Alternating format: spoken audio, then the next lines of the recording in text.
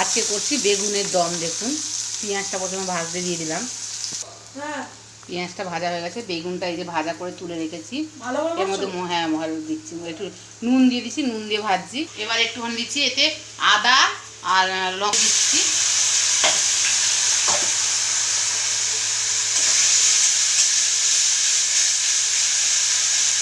এবার এতে একটু হলুদ দেবো,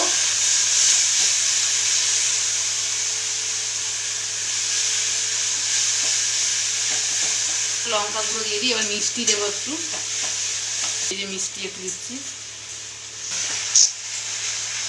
এবার মশলাটা এই যে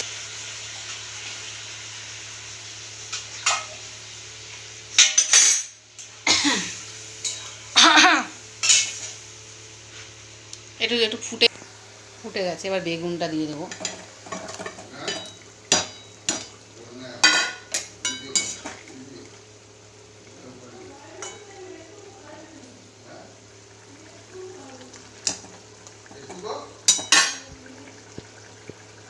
দমটা হয়ে গেছে, এতে একটু গরম মশলা দিয়ে দিলাম।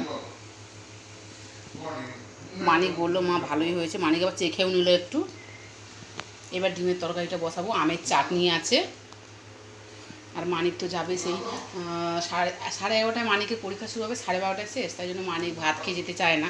মানিক বলে মা তুমি আমাকে মুড়ি দাও, আমি মুড়ি খেয়ে যাব, পরীক্ষা দিয়ে এসে আমি ভাত খাবো।